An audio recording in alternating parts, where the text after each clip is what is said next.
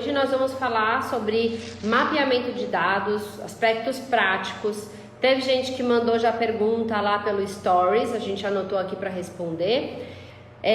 Vou chamar aqui a Manuela para a gente começar.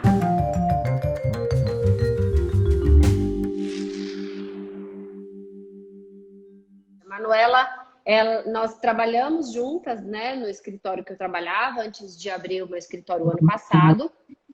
E na área de privacidade e proteção de dados, então nós atuamos em muitos projetos juntas. Depois, quando eu saí, foi questão de um ano, né? Então ela tanto continuou liderando os projetos que a gente estava atuando em conjunto, quanto depois, quando ela saiu do escritório também, foi para um outro escritório. Então, acho que somados aqui os projetos que a gente tem em conjunto, certamente passam aí de 50 clientes, empresas de todos os tamanhos, todos os setores, do Brasil inteiro. Então, posso dizer para vocês que a gente, claro que não esgota, né, tudo, a gente sabe que são questões que tem ainda muita discussão, mas é isso que a gente quer trazer para vocês. E acho que até quem está aqui, né, os alunos do curso, sabem como a gente traz para discussão até os pontos polêmicos, até coisas que a gente não tem a certeza ainda, mas a gente fala, olha, gente, em relação a esse ponto a gente não tem certeza, mas vamos estudar isso, fundamentar bem, e é isso aí, não tem muito jeito. Então, Manu, se apresenta, porque eu só falei da nossa história. Vamos lá. Bom, pessoal, boa noite. Eu sou a Manuela Filadoro. Bom, conheci a Denise há uns 3 anos, mais ou menos, quando a gente trabalhou juntas, né? A gente começou a fundar a equipe de proteção de dados. Então, tudo que a gente vai falar para vocês hoje foi com base em muita coisa que a gente quebrou a cabeça para a gente conseguir entender e a gente conseguir chegar em um modelo ou algo que fosse mais didático. Então, eu me formei na PUC em 2014, fiz uma pós-graduação em Direito Empresarial e fiz alguns cursos de proteção de dados e agora eu faço mestrado em Direito Digital. Então, eu e a Denise, a gente trabalha juntas não só no DT3, né, que seria o curso, como também no próprio escritório, que é o Denise Tavares Advocacia. Isso aí. Bom, e, gente, vamos começar aqui com o nosso assunto, né? Tem bastante coisa para a gente falar. Eu vou aqui conversando com a Manuela e quem tiver qualquer dúvida, quem quiser comentar aqui no chat, fiquem super à vontade. Esse espaço realmente a gente já abriu lá no chat para quem quisesse perguntar. Novamente, estamos aqui à disposição e a ideia é a gente realmente ter aí uma interação. Manu, vamos lá, vamos começar do começo, por óbvio. Muita gente começou a perguntar aqui o início. Bom, data mapping, por onde eu começo? E aí eu acho que a gente pode trazer, além disso, né, o começar pelo data mapping, a gente sabe que não é bem esse, Sim. não é bem por aí. Então, fala um pouquinho aí pra gente, vamos debater Tá. esse tema. Vamos lá. Gente, antes da gente pensar em mapeamento de dados ou alguma coisa, a gente primeiro precisa que a empresa entenda o que seria a legislação de proteção de dados e o que é importante ela aprender com relação a isso. Mesmo porque a gente vai entrar na empresa para a gente fazer todo esse mapeamento. Então, as pessoas que vão nos ajudar, elas vão precisar entender exatamente o que é que a gente está fazendo, como a gente faz todo o mapeamento, enfim. A gente precisa dar um overview. Então, quando a gente fecha algum contrato com o cliente, a gente dá um workshop para o pessoal da empresa, né? Que normalmente são os chamados embaixadores de privacidade, que são os pontos focais da empresa, que vão meio que passar as informações sobre proteção de dados adiante. Então, esses embaixadores de privacidade, eles vão participar desse workshop. E dentro desse workshop, eles vão entender completamente tudo aquilo que eles vão ter que responder para a gente mais para frente. Então, Tá. quando a gente faz o workshop, pode falar, Dê. Eu acho que assim, mais importante do workshop, além de entender alguns pontos da lei, é ele entender o papel dele. Porque o que Sim. a gente passa, né? O ideal é que esse workshop ele seja realizado com as pessoas que vão auxiliar a gente no projeto, né? Acho que a gente pode falar daqui a pouquinho mais especificamente sobre os pontos focais. Mas quando a gente começa o workshop, às vezes a empresa ela quer aproveitar e colocar, vamos fazer para a empresa inteira, um treinamento, tudo mais. Aí o ideal é que a gente divida esses treinamentos. Pode até ser feito um treinamento para a empresa toda, tem empresa que quer fazer um treinamento antes para a diretoria, porque sem a diretoria ajudando ali e trazendo um gás para o projeto, não adianta, que é muito difícil, mas precisa de um específico para os pontos focais, que são aquelas pessoas que vão ajudar no projeto, que a Manu já vai falar como. Esse treinamento específico a gente fala para eles, olha, aqui agora essa é a sua função. Ele não vai ter nenhum poder de tomar decisão, de agir e tudo mais, mas é ele que depois, quando terminar o diagnóstico, ele vai ser os olhos do DPO, os olhos da empresa, em relação à proteção de dados na área dele. Então, se ele não compreender muito bem a função e também como que ele vai nos ajudar no projeto, fica muito difícil seguir. Sim, isso é verdade. Mesmo porque o próprio embaixador, que seria o ponto focal da área, ele não vai analisar tudo isso sozinho. Ele vai precisar do apoio das pessoas que estão junto com ele, analisando o dia a dia, mesmo porque ele não vai ter toda a informação de todos os dados que passam ali dentro da área. Então, é muito importante a gente fazer esse workshop. De início, é muito importante a gente envolver as pessoas que estão nesse workshop no entendimento aonde ela se encaixa. Então, primeiro, normalmente, a gente traz ela como titular do dado, e aí, posteriormente, a gente acaba mostrando para ela que ela vai ser responsável por fazer essa proteção que ela gostaria que tivessem com o dado dela. Então, durante todo esse workshop, a gente vai explicar os princípios principais da LGPD, quais são as funções de cada princípio, quais são as sanções que podem ser aplicadas.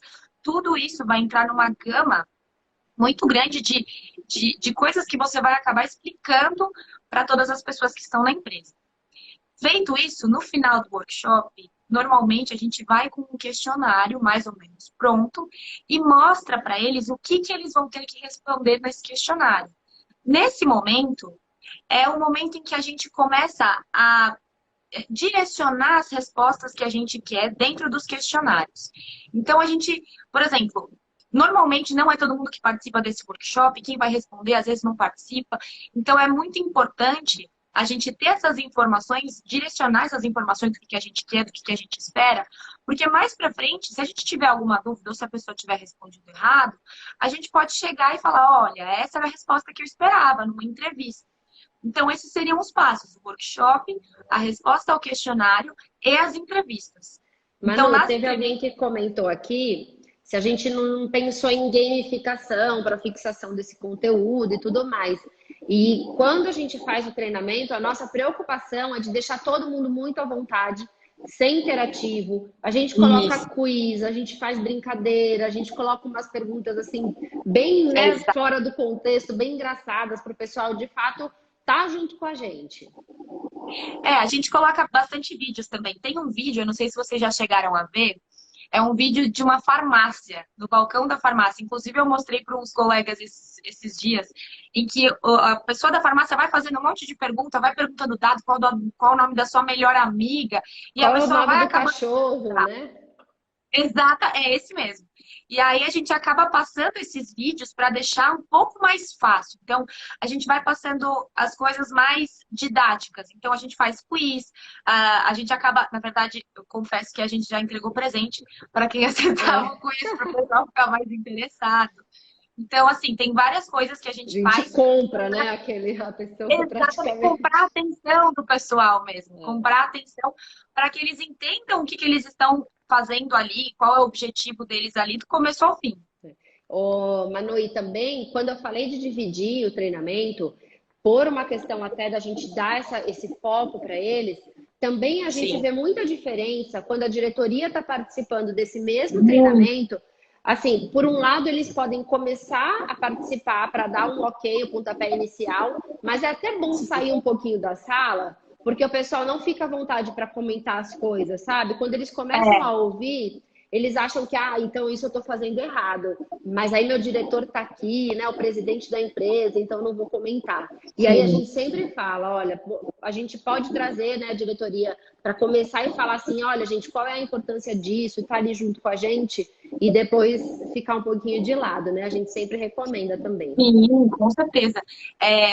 Inclusive, teve um cliente, Denise, que a gente atendeu juntas, por acaso, que o presidente da empresa, ele estava no começo e ele voltou no fim, porque ele achou que o pessoal ia ficar mesmo intimidado de falar algumas coisas que eles fazem. A gente fala no treinamento, não tem certo e errado. A gente precisa entender a dinâmica de vocês para a gente encaixar na legislação, porque a lei é muito nova.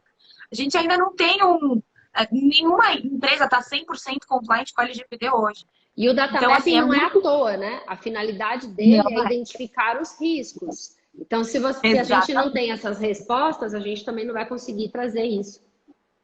Não, com certeza, com certeza. E aí, por isso que é tão importante, por isso que eu falo, é importante a presença do pessoal mais sênior, né? Para até mostrar a importância, porque o pessoal fala, a LGPD vai ser uma lei de passagem. Já perguntaram para mim, o que você vai fazer depois que acabar essa obra de LGPD?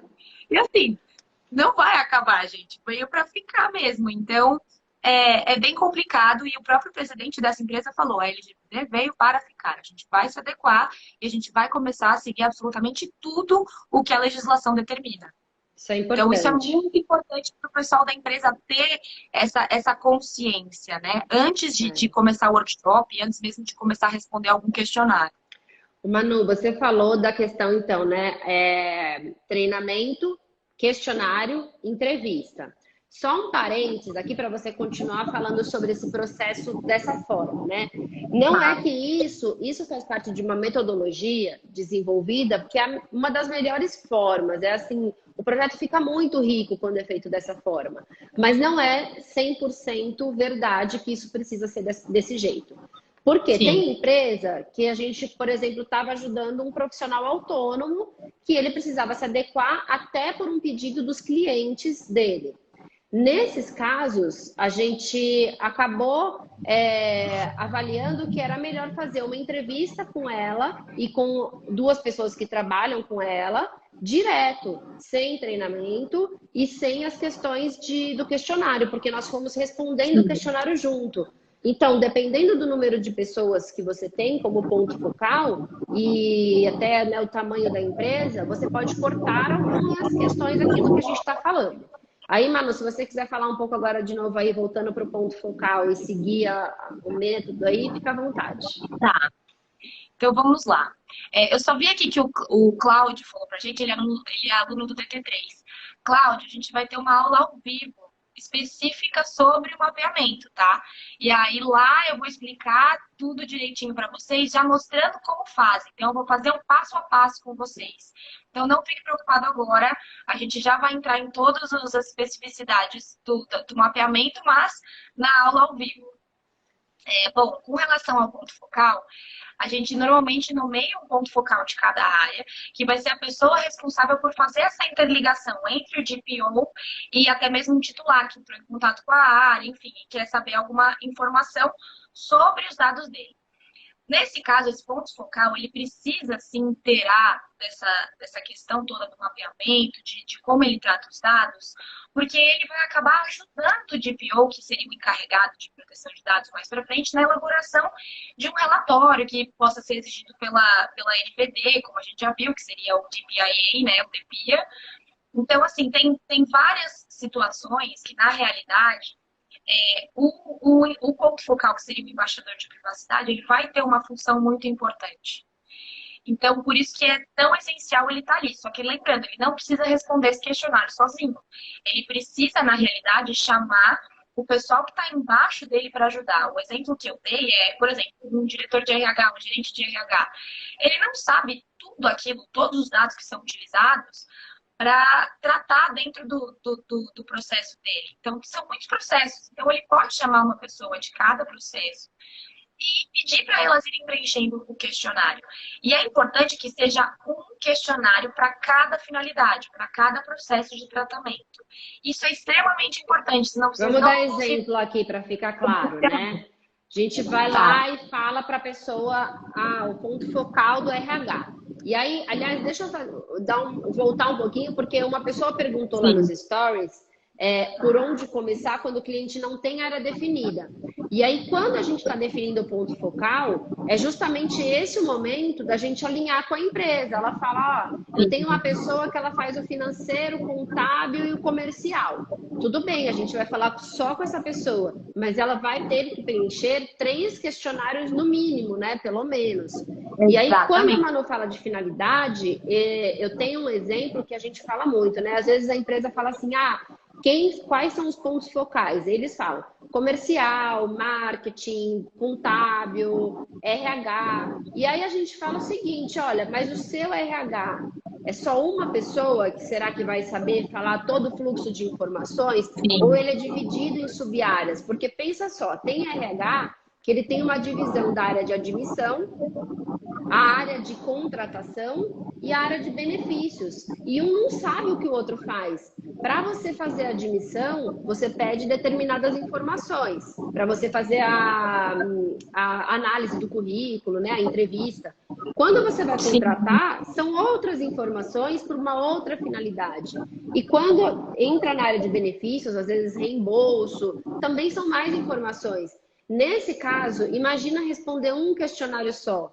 Muitas vezes na área lá de seleção, você não compartilha dados com ninguém. Na área de benefícios, você compartilha com várias empresas para poder gerar, né, todo um cartão, vale-refeição, colocar as questões, às vezes, de academia, que tem um desconto. Então, tem muitas questões que só a gente mesmo, né, ali no início do projeto com a empresa, para conseguir ajudar nessa definição. Às vezes a empresa tem sim um fluxograma super definido, que é só a gente ir lá pegar o nome de cada um, tá pronto. Mas quando não tem, é a nossa função ajudar trazendo essas avaliações. Olha, será que nessa área... Outra questão, às vezes numa determinada área, eles querem colocar o diretor para responder. Eles falam, o diretor sabe tudo. Mas será que lá no operacional ele sabe mesmo? Onde estão armazenadas as informações? Em que diretório? Né? Para quem que você compartilha internamente? E às vezes ele vai comer bola, porque o risco está justamente na operação. Então, o ideal é que o ponto focal ele tenha também um nível gerencial, né, Manu? Exatamente.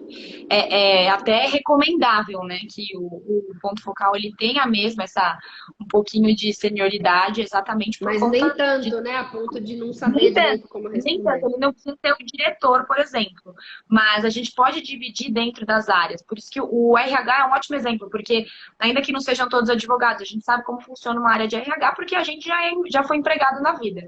Então, área de admissão, área de demissão, área de recrutamento, área de benefício, é aí que tá. Uma área, muitas vezes, não conversa com a outra, não sabe o que a outra faz. Então, o legal mesmo seria que a gente pegasse uma pessoa que realmente sabe como funciona aquele processo. E às vezes eles falam assim, o ponto focal é o fulano, mas muitas coisas é alguém que está ali embaixo dele, né? Sim. E a gente fala, não tem problema, pode participar 2 pessoas da entrevista, ou ele pode pegar o questionário e chamar a pessoa para responder junto com ele. Então isso não é um problema. O fato é que, nesse caso, é um questionário, porque se os 2 responderem em relação ao mesmo fluxo ali da informação, vai ficar repetido. Exato, inclusive quando a gente começou a trabalhar com isso, a gente pegou vários, não sei se você lembra, Denise, vários questionários que juntava todas as finalidades em um questionário só. E aí a gente tinha uma quantidade de dados que era absurda, e a gente falava, gente, esses dados todos eles são excessivos, e pelo princípio da necessidade, a gente só pode usar os dados que são estritamente necessários. E aí ficava muito confuso. Então, assim, tudo que a gente passa para vocês hoje é realmente aquilo que a gente já quebrou a cabeça para chegar nesse modelo. Denise, a gente teve uma pergunta aqui. Uma pessoa perguntou se esses questionários, os modelos, a gente acaba fornecendo no nosso curso.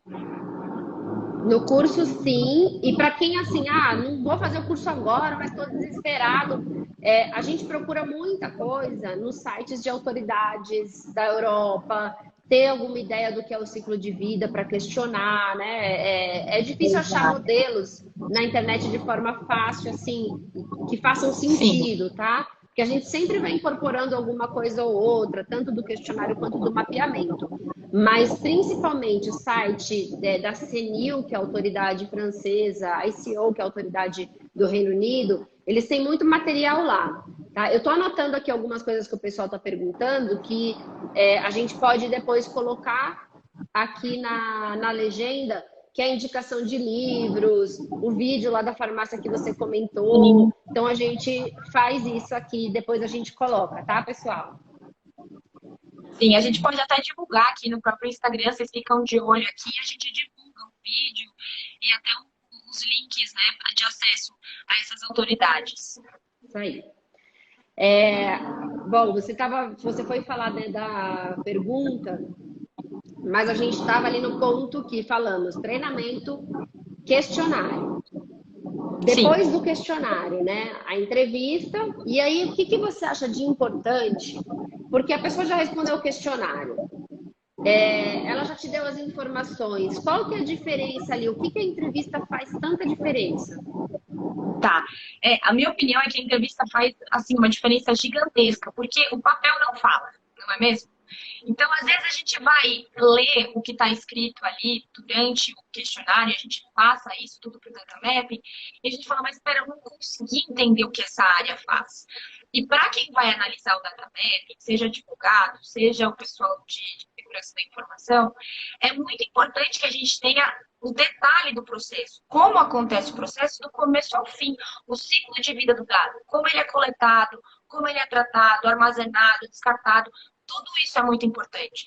E às vezes o nosso questionário, apesar dele cobrir tudo isso, a pessoa vai responder o questionário com pressa, sabe? Não sabe muito bem o que é para responder no questionário, então acaba ficando com informação atropelada. E aí a gente precisa, na realidade, esmiuçar o questionário durante as entrevistas. Então a gente vê o que tem nesse questionário, né? Ver quais são as respostas, quais foram os pontos de dúvidas, e aí a gente vê exatamente o que a gente vai precisar perguntar mais para frente. Então a gente pergunta, qual é exatamente o propósito? O que a sua área faz? Com quem que você compartilha os dados? Você coleta mesmo os dados do titular? Porque muita coisa, às vezes, o pessoal não consegue entender durante o workshop e acaba não perguntando por vergonha. E aí a gente, na hora do questionário, acaba tendo uma resposta errada. E uma resposta errada, ela dificulta muito o nosso trabalho. Porque, por exemplo, se a gente fala que a coleta foi feita diretamente, eu entendo que diretamente é direto do titular. E se eu falo indiretamente, é através de terceiros. Eu, instituição, não eu, área, sabe? Então, isso que fica meio confuso, e aí você acaba colocando uma recomendação como se aquele dado fosse coletado indiretamente de terceiros, por na verdade é indiretamente de outra área.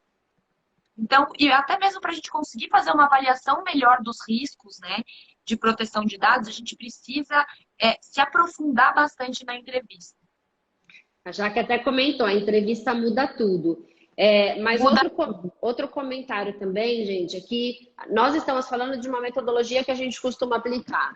Tem empresas que não fazem a entrevista, mas que quando fazem a proposta para o cliente, né, até indicam nossas considerações vão levar em conta o que as pessoas responderem no questionário, tá bom? Então, sim, a gente faz a entrevista porque, de fato, como a Jaque falou, muda tudo. É que assim, tem muitos lugares, aliás, que acabam deixando de fazer a entrevista. Eles confiam 100% no workshop que é dado, né? E taca já direto para análise do mapeamento. Eu acredito que seja melhor a gente fazer a entrevista para dar um mapeamento mais assertivo. É isso que o cliente quer. Ele quer que a gente saiba qual é a base legal para dado pessoal comum, dado pessoal sensível, quais são os riscos. Ele quer ter isso. Então, eu acho realmente que a entrevista é essencial. Isso aí.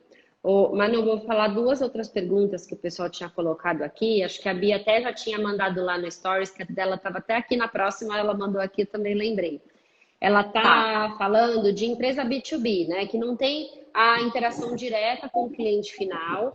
Como que você, né, convence de que precisa se adequar e qual seria, assim, a diferença, né? Eu acho que alguns pontos é que a gente sabe que por mais que você não tenha uma interação ali final com o cliente, a responsabilidade da lei é a proteção do titular. E o titular também é o empregado, também são os terceiros, os parceiros de negócio.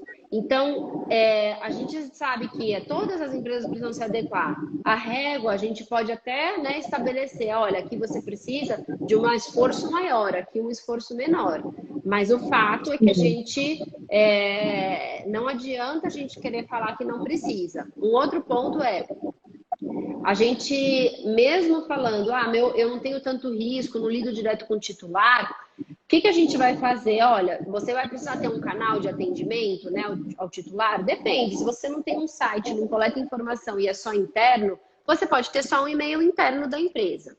Agora, se você coleta dado de fora, mesmo que seja, fale conosco, deixe o seu currículo, o seu site coleta informações. E aí você precisa ter um canal de atendimento. Então, é muito relativo essa questão do B2B. E um outro ponto é que os seus parceiros de negócio vão forçar essa implementação. Porque se de alguma forma eles compartilham dados pessoais com a sua empresa, né, mesmo não tendo contato direto com o titular, você vai precisar se adequar. A gente teve o caso, Manu, você vai lembrar, que era uma empresa de tecnologia, ela era operadora, né, ela só tratava dados em nome de outras empresas.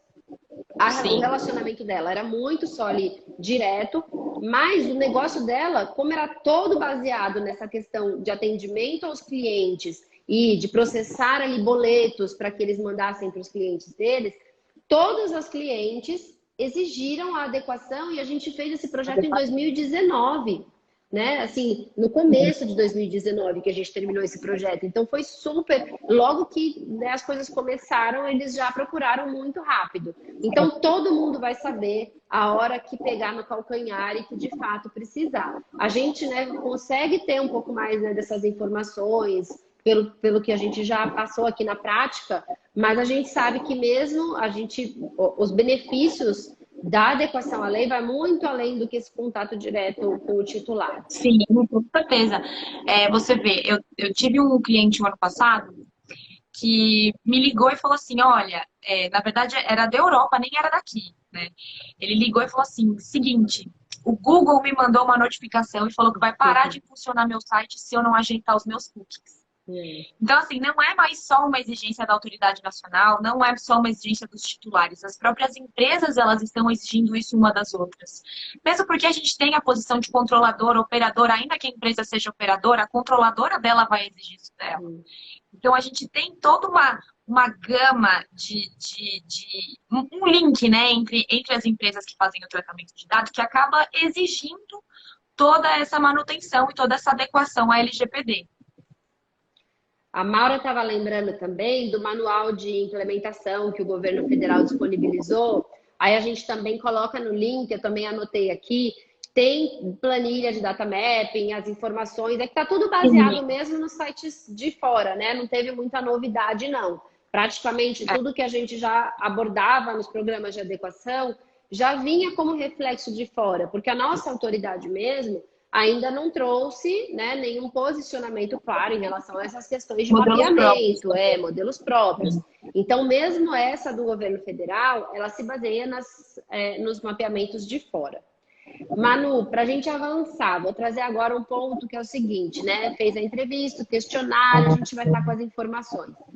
O que exatamente a gente cobre no mapeamento lá, né? Aquele ciclo de vida dos dados, quais são as principais informações? O que você consegue passar para a gente aí de prático? Bom, o que deve constar no data map? Na realidade, é até clichê falar isso, mas assim, é tudo. O mapeamento dos dados, ele vai ser uma cópia do questionário. Você vai pegar um questionário e vai transformar ele em uma linha do mapeamento. E ali você vai ter a origem do dado, como o dado é tratado, qual é a finalidade daquele dado, como você descarta aquele dado, tudo relacionado ao dado. O respondente, a pessoa que respondeu exatamente aquele questionário que gerou esse processo. Então, a gente fala sobre todo o ciclo de vida do dado. Inclusive, a gente aponta outras coisas também, que é muito comum no mapeamento de dados, que é mais a parte de segurança da informação. Então, a gente tem aonde você faz o backup, como você faz o backup, toda essa parte, é absolutamente tudo. O data mapping, o mapeamento de dados, ele é a foto da empresa no momento em que você faz a avaliação. Então, eu tirei uma foto da empresa e aí eu vou ver exatamente tudo aquilo que ela faz com os dados. É para isso que serve o mapeamento. O mapeamento é um documento que, por exemplo, o encarregado ele vai ter acesso a tudo o que é feito na empresa com todos os dados que são feitos na empresa. E através do data mapping a gente consegue fixar uma base legal, né, que seria legitimar aquele processo de tratamento de dados, que é uma exigência da lei, e encontrar os riscos para a gente conseguir fazer um relatório e mitigar esses riscos ao longo do tempo através de um programa de governança de dados. Isso aí. Além disso, muita gente fala, né? Ah, mas como eu vou convencer e tudo mais, igual a gente estava comentando agora aqui para a Bia. E aí, um dos primeiros documentos que a lei exige é o registro das operações de tratamento. Porque se você procurar na LGPD, dá um Ctrl Find lá e procurar mapeamento de dados, data mapping, qualquer coisa nesse sentido, não existe. Não tem. Mas é o registro das operações de tratamento. E isso vale tanto para o controlador quanto para o operador de dados, né? Então, todas as empresas precisam ter esse mapeamento, mesmo quem só tem ali os dados dos seus funcionários. Exato. E é a partir daqui que vai sair tudo, né? Sim, exatamente. É que, na verdade, nenhuma empresa ela vai ser completamente 100% só operadora de dados. E ainda que seja só operadora de dados, a legislação exige que a gente faça esse registro. E o documento pelo qual a gente faz todo esse registro de tratamento de dados é o mapeamento. Por isso que ele é tão importante, é uma das ferramentas mais importantes que a gente tem no projeto de adequação. Isso aí. Acho que a Maura está respondendo alguma coisa, não sei se era alguma dúvida, mas ela está falando, né? Inclui todos os processos que envolvem dados pessoais. E é isso aí. E como, mas agora por onde começar? Como eu vou saber todos os processos que envolvem dados pessoais? É tudo isso que a gente está falando, gente. Identificar o ponto focal é entender todas as áreas da empresa que lidam com dados pessoais. Essas pessoas vão preencher os questionários, fazer as entrevistas, ou um ou outro, ou os dois, como a gente está falando aqui. E quando elas responderem, elas vão dizer para que elas usam os dados. Essas são as finalidades. Para cada finalidade, você vai ter um fluxo de informações. Porque eu coleto os dados ABC para uma finalidade X, eu compartilho com fulano, eu mando para uma outra área da empresa, eu armazeno aqui na minha pasta interna, local, ou eu guardo na rede, eu não tenho um prazo de descarte, ele fica aqui para o resto da vida. Então, é esse o nível das informações, tá? É muito fácil, como a Maura falou, vocês acharem os principais pontos que precisam ter no mapeamento. O governo federal já trouxe também uma ideia de planilha de data mapping. Mas, assim, para você ter isso preenchido, não adianta que, pelo menos, entender quem são os pontos, né? As principais áreas da empresa, você precisa para ter as pessoas adequadas para te responder isso. Exato. E foi até o que a Maura acabou de mandar. A gente entender tudo como funciona a empresa, cada processo do começo ao fim, a gente acaba conseguindo identificar esses gaps e principalmente fixação de uma base legal. Porque a base legal a gente vai acabar extraindo do próprio propósito. Então a gente vai analisar o propósito. E é por isso que a gente insiste, o propósito ele precisa ser específico. A gente precisa ter um propósito detalhado. Porque se a gente não tem um propósito detalhado, vou dar um exemplo para vocês. Como eu vou fixar uma base legal de obrigação legal, sendo que eu não sei qual é a obrigação legal? Eu não tenho uma legislação que eu possa verificar se isso é realmente uma exigência. Então, tudo isso a gente precisa avaliar e, assim, minuciosamente, porque no mapeamento é que a gente vai extrair todos os gaps, a gente vai extrair as bases legais, todos os comentários. Então, é realmente importante que ele esteja bem completinho. Isso aí. Tem muita gente também perguntando como precificar, né? E acho que também lá no Stories veio essa pergunta. A gente acaba precificar assim, foge um pouquinho do nosso tema, mas só porque a gente está falando desse fluxo de dados, para vocês terem, né, uma ideia, é muito diferente você fazer um projeto em uma empresa que tem 5 pontos focais, 5 áreas, né? De repente, cada área com aquela pessoa única para falar, do que você fazer um projeto com 50 pontos focais. E a gente já participou de projetos desse tamanho, tanto com 3 pessoas como com 50. Então, imagina o esforço que você tem que fazer para fazer um treinamento, porque para 50 ou para 30, você precisa de mais de uma sessão de treinamento para conseguir atender atender todo mundo. Você, para 3 ou para 50 pessoas, a diferença de horas de entrevista, porque geralmente a entrevista dura em média 1 hora, tá? 3 horas de um lado contra 50 horas de outro, vai mudar bastante também os honorários. E o que a gente tem assim de experiência é que, em média, cada pessoa fale aí de 3 a 5 finalidades pela qual ela usa o dado. Então, por exemplo, um mapeamento com as 3 pessoas vai dar ali um data mapping, um volume de umas 10 linhas, tá? Isso se a gente fez aquela avaliação do ponto focal direitinho. Porque se cada uma dessas pessoas for responsável ali por 3, 4 áreas, vai dar um maior, né? Por isso que aquela fase de entender direitinho quais são as empresas, os pontos focais, também é importante para quem está atuando aí como consultor, para quem está precificando esses trabalhos. Quando a gente tem ali 50 interlocutores, a gente vai ter um mapeamento muito grande, muitas vezes aí de mais de 200 linhas, né, de um fluxo de mapeamento. E para você analisar depois todas essas linhas, porque aí a gente vai para outra fase, né, Manu? A gente está fazendo aqui, mapeando, né? Então, você conseguiu ter todas as informações, você vai para a fase de analisar os riscos. Então, você precisa depois ler com cuidado todas essas linhas. Conforme isso vai ficando, né, você vai trazendo aí a sua experiência para os projetos, vai ficando mais rápido. A gente já sabe os gatilhos que vão dar aquele risco. A pessoa falou que coleta os dados ABC para o processo de admissão. Só que ela está coletando raça, ela está coletando o nome da mãe, e ela, para o processo de admissão, não, de seleção, né? Ela está coletando informações que, na verdade, seriam ali para o processo de admissão ou nem deveriam ser necessárias. Então, ali a gente começa a ver o princípio da necessidade. E por aí vai. Essa questão de precificação, né, a gente está falando aqui aquilo que envolve o mapeamento, mas tem outras questões que podem ser analisadas também para precificar. Eu, assim, na minha visão, eu acho que uma das principais, quando você não tem tempo ali, precisa fazer uma proposta rápida, eu vou no número de pessoas, tá? No número de pontos focais.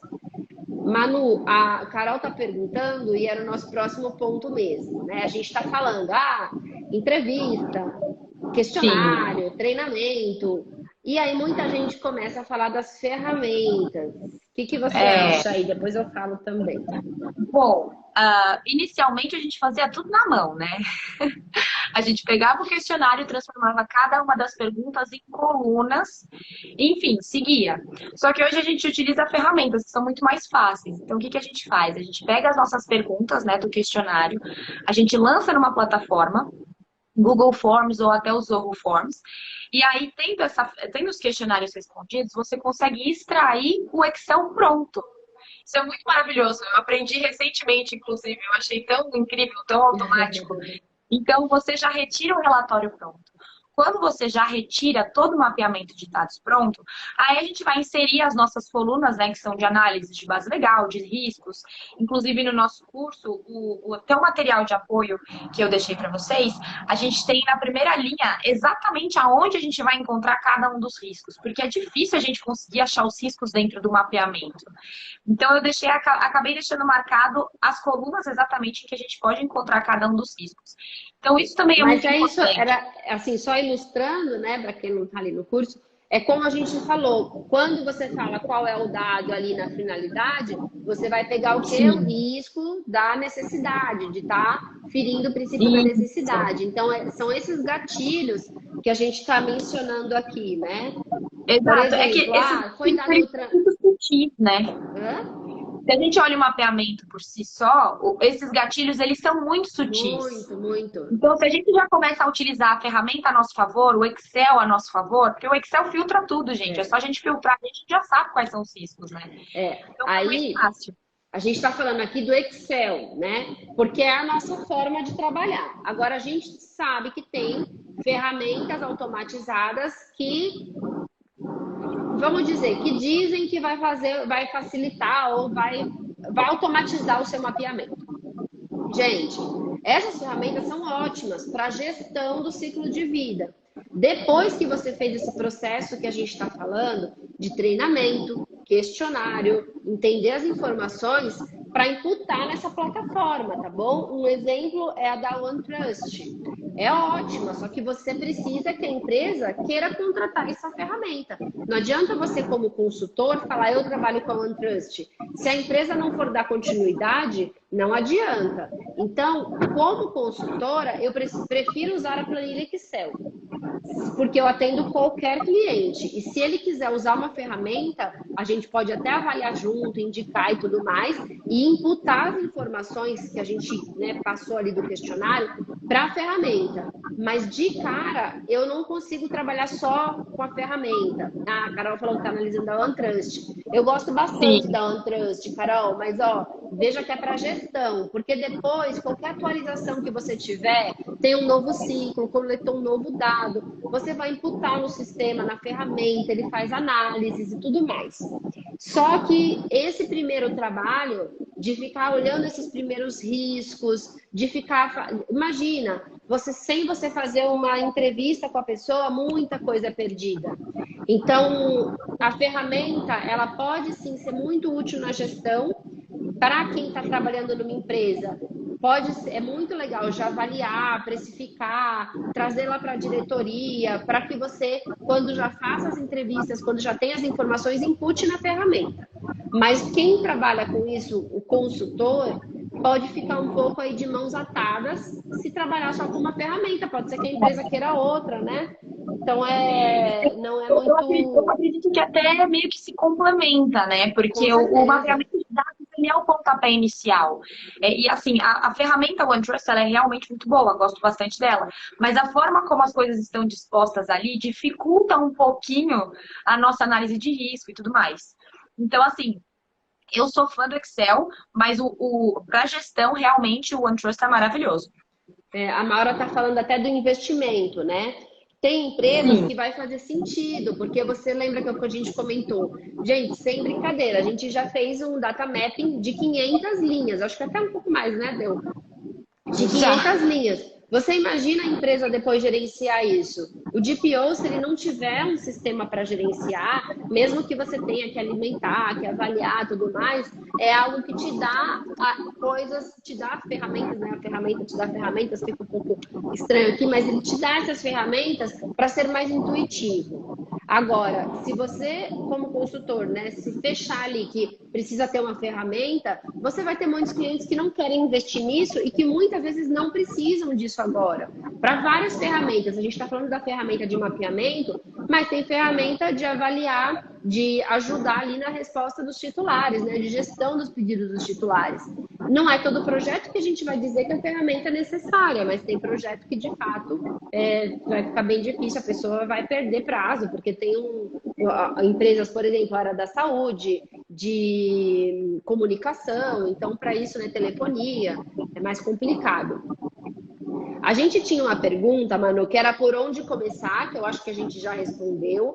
A precificação, essa parte do mapeamento, ela ajuda muito nas questões do ponto focal. Teve gente que perguntou se nós somos parentes, nós não somos parentes. E tinha mais uma pergunta, né? Claro que fora essas do chat que a gente vai falando aqui, só para a gente terminar, aquelas que eram o cliente que acha que consegue fazer a implementação. Gente, tem cliente que acha que consegue mesmo, porque ele tem gente, ele tem braço, ele tem pessoas ali que estão sobrando no jurídico, no compliance, no RH. Ele forma um time multidisciplinar, ele contrata treinamento, ele manda seguir. Quer dizer que vai ficar, né, ótimo e tudo mais, blá, blá, pode não ficar ali, né, tão ruim e tudo mais, mas o fato é que, imagina, a gente está trazendo toda uma experiência aqui. O primeiro projeto não é igual ao que a gente faz agora, né? A gente perde, né, a qualidade é outra. E a gente já teve casos de clientes que falaram, olha, a gente vai fazer a mapeamento sozinhos. Tudo bem, a gente até ajudou, né, alguns pontos, dá algumas ideias, mas quando a gente vai avaliar e ajudar na implementação, a gente percebe que ficou muita coisa de fora. Olha só, como que eu vou fazer uma política de privacidade? Eu vou olhar no mapeamento, qual dado eu utilizo, para que eu utilizo, qual é a base legal, sai tudo dali. Para eu fazer uma política de retenção e descarte de dados, Para eu avaliar se eu preciso, né, qual é a minha base legal? Preciso de um termo de consentimento? Não sei, não fiz o mapeamento. Então, tudo que é feito na implementação vai depender do seu mapeamento. Ele consegue, muitas vezes assim, quando tem um time grande, eles podem se juntar e ir fazendo como eu falei. Mas a maioria das empresas vão lá e estrangulam aquelas pessoas que já estão por aqui das atividades do dia a dia e colocam mais uma função. Então aí, de fato, vai ficar muito difícil. Outra coisa que a gente já percebeu, santo de casa não faz milagre. E não é nem pela experiência. É porque a gente falou da entrevista. A gente já tem dificuldade de marcar a entrevista e a pessoa não aparecer. Quando a gente de casa, isso é ainda mais difícil. Porque marca a reunião, ele não dá seriedade para o assunto. Então, a gente tem vários motivos. E olha, a gente já teve caso do cliente que falou, vou fazer sozinho. E no meio do caminho, ele voltou atrás e veio e falou assim, olha, vocês podem arrumar o que já foi feito? Muitas vezes precisa começar do zero de novo. Às vezes dá para aproveitar ali alguma coisa. Mas é a questão de ou ele vai bater a cabeça, ou ele tem uma estrutura que permite que ele faça isso, que também não dá para a gente dizer, toda empresa não é incapaz. Tem muita gente até que está fazendo curso, que está buscando informação para adaptar na sua empresa, para trazer esse diferencial. Então, se as pessoas estão se preparando, a gente sabe que isso pode de fato dar certo e tem todas as chances de dar certo. Com certeza. Mas a gente já pegou bastante que a gente teve que refazer. Foi. Porque o mapeamento é muito complicado. A gente também já pegou mapeamento feito por outras empresas que, assim, ficou difícil a nossa análise. E é Então, difícil a você gente... criticar o trabalho alheio, porque a metodologia é diferente, né? Não é o certo ou errado, mas a fundamentação, né? Outra coisa, quando a gente fala de mapeamento, mas fulano coloca uma coluna de uma questão X. Tá certo ou tá errado? Se para ele aquela coluna é útil para achar algum risco, tá ótimo. Se a gente consegue entender isso por outra informação, também tá ótimo. Então, não tem muito essa questão de qual é o certo, qual é o errado, não tem nada. Às vezes, né, hoje eu estava falando com uma aluna que ela me perguntou o seguinte, olha, a gente fez uma consultoria aqui na empresa e a base legal para tal coisa é tal. Você concorda? Eu não posso concordar ou discordar, porque eu não sei qual foi a fundamentação que eles usaram. Muitas vezes, mais de uma base legal pode servir para legitimar aquele fluxo de dados. E isso vai muitas vezes com uma decisão de negócio da empresa ou até por uma questão operacional. Esse caso aqui a gente não consegue pegar o consentimento, então a gente vai fazer aqui de uma outra forma.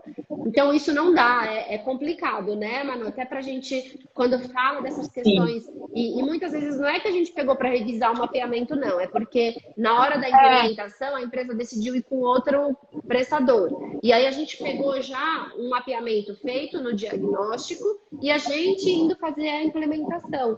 Também não é tão fácil, né? Por conta disso, porque muita coisa... Na realidade, é bem complicado, né? Quando a gente não faz o projeto do começo ao fim, acaba ficando um pouco mais complicado, mesmo porque o exemplo que você deu é muito simples.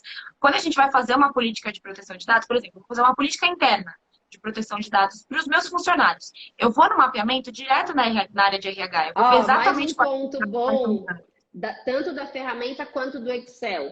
Dependendo da forma que você organiza as informações, você usa os filtros e já acha. Se você colocar lá quem é o titular, você vai lá e coloca o funcionário, o empregado, tarará, você filtra aquilo, você já acha os processos para você incluir na sua política interna. Se você exclui isso e pega todos os demais, você já acha os processos para incluir na sua política externa. Então, a gente usa bastante também essas questões do filtro do Excel, que é claro que as ferramentas também têm, né, essas disponibilidades, essas facilidades, mas até quando você for analisar uma ferramenta, você precisa avaliar essas questões, né, se de fato ela traz essas informações mastigadas. Então, eu sou super fã dos filtros do Excel. Alguém falou que o Excel é imortal aqui, né? A gente... É imortal, não tem jeito. Eu não achei a melhor definição, tá com toda certeza. Eu trabalhava com o pessoal antes, e aí eu falei para eles, eu falei, gente, vamos fazer uma aula sobre mapeamento, vou ensinar vocês a usarem os filtros. E aí vai filtrando, fica muito mais rápido da gente analisar o mapeamento, fica mais rápido da gente fazer uma implementação, a gente filtra o funcionário, filtra um cliente, um terceiro, e aí a gente consegue fazer uma política bem voltada para o Outra questão assim, ó, tem aquela coluna que fala assim, realiza a transferência internacional de dados. Isso é outra questão que só a entrevista para fazer funcionar, porque sem a entrevista a pessoa fala que não. Aí a gente vai explicar, né? O que é transferência internacional, as opções. Então sim, eu faço transferência internacional. Armazena em nuvem. Armazena em nuvem já era. Aí você filtra ali para saber quais processos que você vai ter que adequar em relação à transferência internacional. Se respondeu sim ou não ali, filtrou, já consegue ali aquele risco. E isso em todos os pontos da lei que a gente fala, qual que é o ponto aqui? É o princípio da transparência. Tem lá a coluna que fala se foi dada política de privacidade para o titular, se ele tem acesso. Não tem, já tudo errado na falta, tá tudo errado ali no princípio da transparência. Então são esses os pontos, sabe? Quando a gente olha no mapeamento. A gente está indo para o final, Manu. Não sei se tem alguma coisa que você quer complementar aí, só para a gente não deixar de falar, que tem 6 minutos. Dizem que a live acaba mesmo. Teve uma vez que a gente conseguiu ficar mais, acho que foi com a Paula. Lembra que todo mundo começou a falar que era de propósito. Bom, gente, o mapeamento, o que eu tenho para dizer é uma coisa bem simples. O mapeamento, ele é vivo. Ele nunca morre, você sempre vai ter que atualizar o mapeamento de uma forma ou de outra, porque ou entra um processo novo, ou sai uma informação que não era necessária. Então, o mapeamento é a principal ferramenta que a gente usa para a construção do nosso programa de privacidade, e todas as fases posteriores também vão utilizar o mapeamento. Então, assim, prestem atenção no mapeamento. Tenham carinho com o mapeamento, com o questionário, com o workshop. Vocês vão analisar totalmente um resultado diferente se isso for feito. Verdade. Já que está reclamando, viu, que você ensinou a ocultar linhas e acharam que tinham perdido tudo. Já que a gente vai fazer um curso de Excel agora. Verdade. Das inscrições abrem. Gente, o Excel é muito maravilhoso. Eu uso o Excel para tudo nessa vida. E aí eu fico filtrando tudo e excluo coluna e volta. Nossa, é muito maravilhoso. Mas olha, a gente faz um curso de Excel já, para você e para a Tamara, para a gente conseguir sanar essas dúvidas aí. Gente, olha, para recapitular aqui, né? Quinta-feira a gente tem 2 lives imperdíveis. Uma que é com a Chief Compliance Officer de um grupo de saúde de Portugal, às 5 da tarde, e outras 8 com o DPO do BNB, o Banco do Nordeste do Brasil, trazendo, né, a primeira live sobre implementação lá na Europa, os desafios, e a segunda live, os papéis do DPO, e aí na prática o que ele tem passado nesse cargo, nessa função. As inscrições para a próxima turma vão abrir no final de fevereiro, tá? Logo depois do carnaval, a gente já vai começar a divulgar tudo mais, mas a gente aqui no Instagram, no meu perfil, a gente colocou o link do curso. Então, mesmo ali não está disponível para comprar, mas pode ver todas as informações. Olha a Ana aí, gente. Ai, Ana! Fofa. Obrigada, Ana, por estar por aqui. E todos os alunos e o pessoal que também está acompanhando a gente. Muito obrigada, gente. Qualquer dúvida, manda para a gente no direct e tudo mais. Eu vou gravar logo que acabar, mas depois a gente faz uma edição, deixa um pouquinho mais leve para quem for assistir depois. E aí, provavelmente, mais para o final da semana, vai estar disponível lá no canal do YouTube, Denise Tavares. Tem outros vídeos também. Aliás, o pessoal estava falando aqui, alguém pediu para falar sobre controlador e operador. E como não era tanto tema, a gente não se aprofundou, mas a gente pode marcar. Mas já temos um vídeo sobre isso. Tem vídeo sobre isso, então tem bastante informação. Mas a gente pode marcar outra live. A gente marca sim, porque não cansa de ter dúvidas, né, desse assunto. Pessoal, com relação ao mapeamento de dados, qualquer dúvida, meu Instagram está aí aberto para vocês, podem me mandar perguntas, a gente responde para vocês, então fiquem tranquilos com relação a isso, que a gente está aqui para ajudar vocês. Isso aí. Gente, obrigada. Turma um em peso aí, hein, gente? Somos muito orgulhosos, agradecidos e vocês são demais aí. Agora, turma 2, estamos começando a ter o contato. Certamente vai ser um sucesso. Estamos já ansiosos pela próxima aula. É isso aí. Tchau, gente. Muito obrigada. Estamos sempre à disposição. E obrigada aí pelo pedacinho da noite que vocês dedicaram com a gente. Obrigada, gente. Beijo, pessoal. Boa noite. Beijos, boa noite.